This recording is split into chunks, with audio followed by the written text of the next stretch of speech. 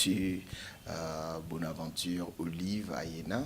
Je suis médiateur de carrière, juriste médiateur de carrière et éthicien. Je fais une consultation pour le CJD et en tant que médiateur, la situation de la crise actuellement m'interpelle.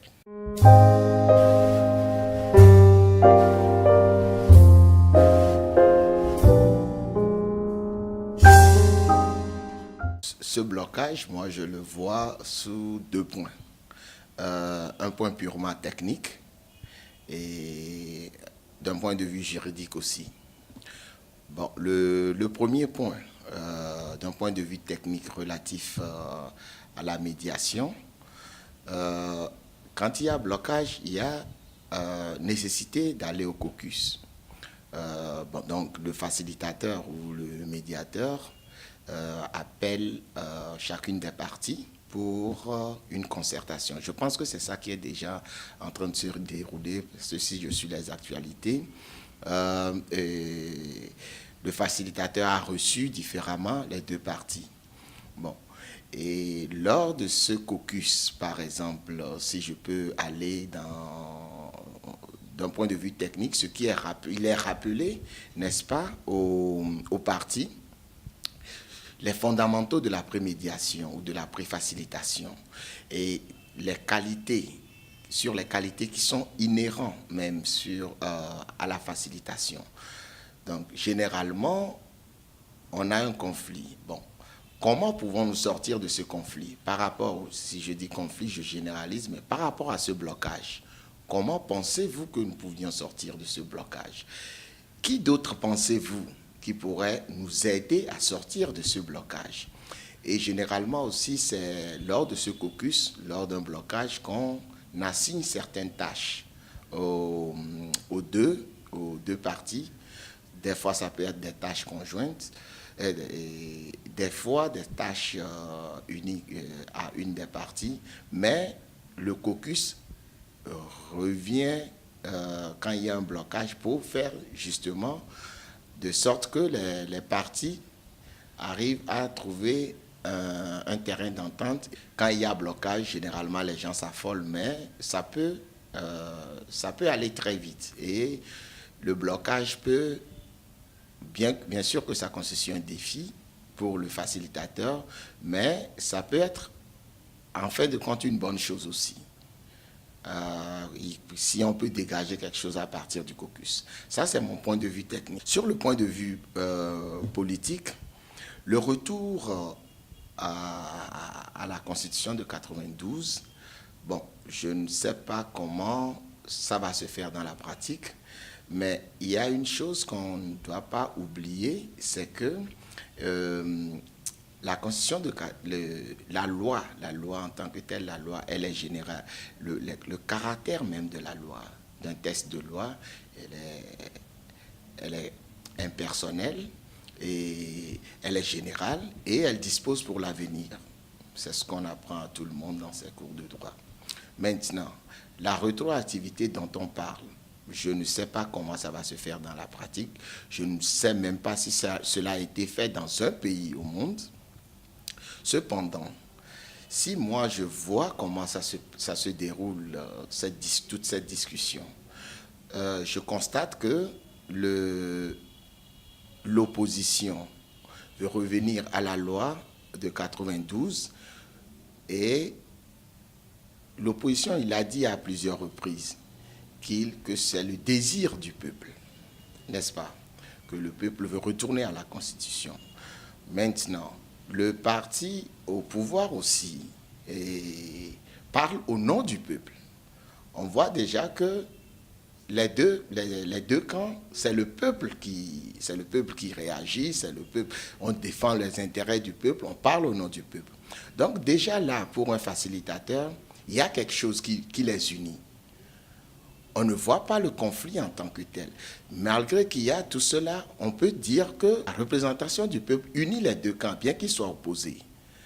Donc, si cela nous unit, une piste de solution, c'est de redonner, puisqu'on parle au nom du peuple, Donc, on a l'intérêt général à cœur, l'intérêt de la nation à cœur. Et ça, c'est très important et c'est très louable pour les deux parties. Donc, comment faire en sorte que ce peuple puisse s'exprimer? Si le camp A représente le peuple, le camp B représente le peuple. Mais donnons la chance au peuple maintenant de s'exprimer.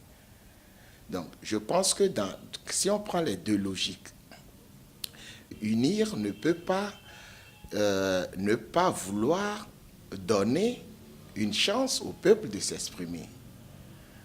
Et si le collectif des 14 aussi soutient parler au nom de ce peuple, il ne pourrait pas refuser et aller à l'encontre de leur propre logique de ne pas donner cette voix au peuple. Donc, cela peut être une piste de solution. Et pour le peuple de s'exprimer, il n'y a une seule voie possible, un référendum. C'est à travers ça que le peuple s'exprime dans toute démocratie. Donc, ça peut être une piste de solution. Je ne dis pas que c'est la seule.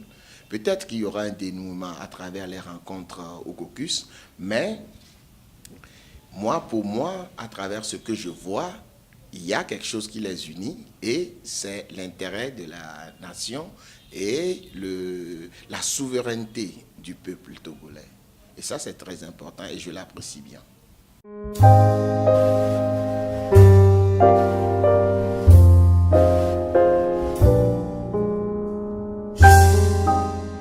Cette question, je vais le prendre aussi sous deux aspects. L'un juridique et l'autre purement technique qui concerne la médiation aussi. Au niveau du droit, on ne peut pas, sous prétexte qu'on va tomber dans un vide juridique, arrêter un processus qui est lui-même une émanation de la Constitution. Parce que le processus électoral est défini en quelque sorte par la Constitution. Donc, que cela dure, c'est louable, d'autant plus qu'on ne sait pas l'accord qui sera dégagé à l'issue de cette rencontre. Pourquoi doit-on alors suspendre le processus électoral? Et si, par exemple, si on le suspendait le lendemain, on nous venait avec un accord comme quoi la Constitution de 92 n'est plus valable, on est dans la Constitution on continue comme c'est maintenant. Les élections auraient été suspendues pour rien. Et les conséquences même de la suspension de ces élections, je ne pense pas que ce soit une bonne affaire ni pour le parti au pouvoir, ni pour l'opposition. Donc, à mon humble avis, le processus électoral est enclenché et déjà on est dans une crise. On ne va pas essayer de résoudre cette crise en semant les graines pour une autre crise.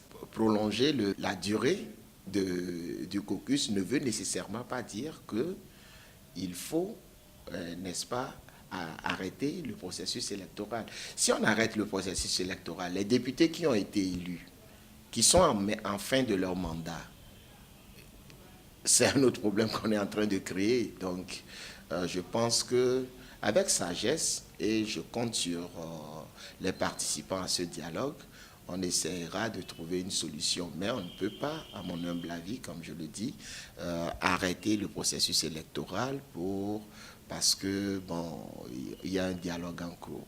Et cela m'amène aussi d'un point de vue technique. Il faut voir le jeu des négociations. Donc, les partis, bien qu'il y a le dialogue qui se déroule, ils doivent nécessairement accepter le rôle de négociateur. C'est question de suspendre le processus électoral parce qu'il y a une crise. Donc, si je vois toute la configuration, il y a une grave crise et arrêter le processus électoral pourrait constituer une autre crise. On pourrait, par le jeu des négociations, trouver une entente par rapport à cela et continuer le vrai dialogue.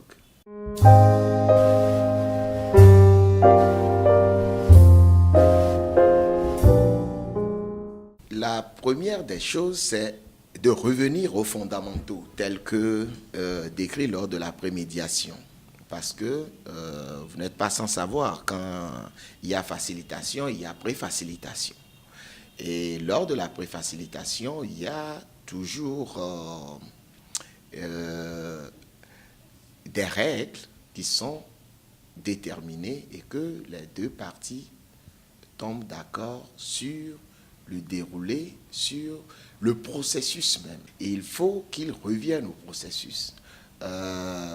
Si je vois les règlements intérieurs du dialogue, l'article 5 de ce règlement est très parlant. Bon, ça parle de la communication, mais à travers la communication, on essaie de voir qu'il y a déjà des règles qui sont établies. Et bon, je ne veux pas rentrer dans les détails, mais ça, c'est le premier point, revenir aux fondamentaux. Le deuxième point, c'est le respect. Le respect entre les parties. Et le ton accusatoire, le ton... On est là, comme je le disais, il y a quelque chose qui nous unit tous. C'est l'intérêt du peuple. Et quand on suit la logique des deux parties, l'intérêt, on peut voir en arrière de toute stratégie des deux camps l'intérêt du peuple. Donc, qu'on revienne à ça et qu'on se respecte. La confiance, que les parties se fassent mutuellement confiance, mais qu'ils fassent aussi confiance au processus de facilitation. Parce que ça ne sert à rien si on se fait confiance et on croit, bon, on se fait confiance entre parties A et B, mais on ne fait pas confiance au facilitateur. Et ce problème s'est déjà posé lors de la facilitation quand l'organisation internationale de la francophonie a voulu envoyer un émissaire, une médiatrice. Ce problème s'est posé. Donc, faire confiance entre les parties ne suffit pas. Il faut faire confiance au facilitateur et au processus que ce dernier est en train de proposer. Après ça, il y a aussi, après la confiance, il faut la vérité. On peut prétendre dire la vérité au peuple et raconter des histoires. Ne nous voilons pas la face, le peuple est une entité abstraite pour le politicien, pour les politiques. Maintenant, la vérité sur les choix qu'on est en train de faire, cela est très important. Et on dit toujours, la dernière fois j'étais interviewé, je parlais de Maison, la meilleure solution de rechange que chaque parti doit avoir. La question de la Constitution de 92 est-elle tellement importante par rapport au développement de ce pays? Je ne dis pas que ça l'est, je ne dis pas que ça ne l'est pas. Mais il faut, si cela constitue un blocage, il faut arriver avec une solution de rechange. On ne va pas à une négociation parce qu'on veut imposer un diktat. Quelle est la meilleure solution de rechange par rapport à ces 92? S'ils n'ont pas fait cet exercice,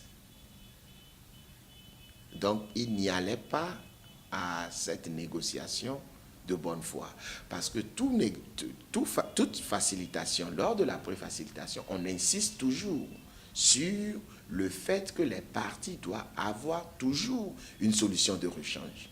On a commencé avec l'ouverture, le deuxième jour, il y a un blocage. Sur un point que, personnellement, je ne trouve pas ça très essentiel.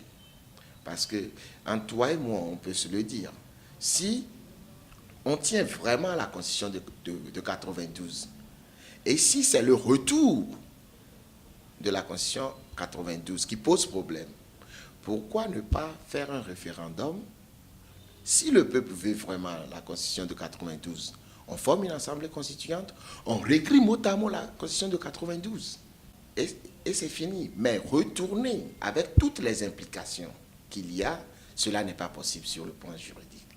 Je ne sais pas, je suis curieux un peu de voir dans la pratique les textes qu'on a signés. On peut se dire au Togo que, bon, entre Togolais, ça nous engage, on revient à la Constitution de 92, bon, et on sait que vous étiez président et vous étiez Premier ministre, ministre, député après, mais comme la Constitution n'existe pas, on ne va pas dire que vous n'étiez pas député, on va trouver des arrangements. Ça, c'est sur le plan interne. Et les accords que le Togo a signés sous la base de cette Constitution de 92 avec les organismes internationaux, on fait quoi avec? On ne peut pratiquement, d'un point de vue juridique, on ne peut pas le faire. Mais si c'est un point important pour une partie, on peut aller au référendum. Le peuple dit oui, on veut la Constitution de 92. Ok, on forme l'Assemblée constituante et on réécrit cela. Cela peut être une piste de solution. Est-elle la meilleure? Personnellement, je ne crois pas. Mais ça peut être une piste de solution, comme je le dis. Mais il faut dire la vérité. La vérité en ce sens que ce n'est pas... Il y a un discours politique et un discours de rue.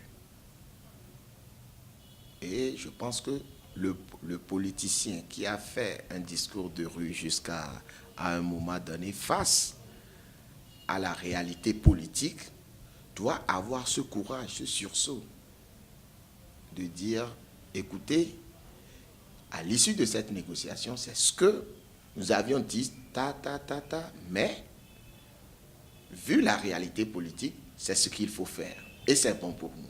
Et il y a un dernier point qui concerne le choix ou la capacité des partis à faire un choix réaliste par rapport à l'évolution même du processus de la médiation. Parce qu'on peut venir en facilitation avec 5, 6, 7 points qu'on pense intangibles. Mais selon le déroulé du processus, on se rend compte que l'autre partie a certains points aussi. Donc, il faut toujours s'adapter et faire des choix stratégiques, pas des choix qui permettent de gagner, je ne sais pas, une bataille.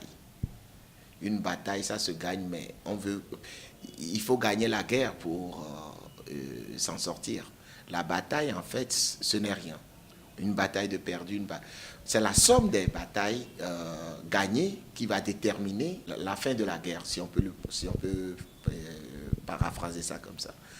Donc, il faut avoir cette habileté de suivre le processus et de se dire, je pensais que ce point était vraiment important, mais au vu de ce qui se passe, vu l'impossibilité, par exemple, du retour du C92, vu l'impossibilité pratique, on pourrait l'adapter comme ça. Et seulement ce courage, lors d'une facilitation, peut entraîner le succès du processus. N'oublions pas qu'on est dans une facilitation, pas dans une médiation. Et que le facilitateur, il est là seulement pour garantir qu'un processus soit juste et permettre aux parties de trouver les solutions eux-mêmes.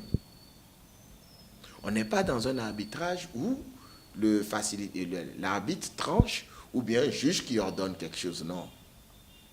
Donc tout le mérite leur revient si un accord est trouvé. Et si vraiment on parle au nom de ce peuple et au nom de l'intérêt supérieur de la nation, il y a certaines postures, certains choix qui peuvent être difficiles politiquement, mais qui doivent être faits.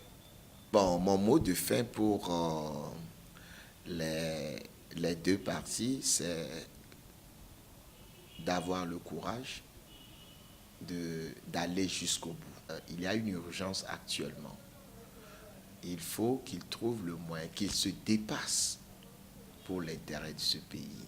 Mon souhait est vraiment qu'ils réussissent à trouver un terrain d'entente pour le bonheur de notre cher pays.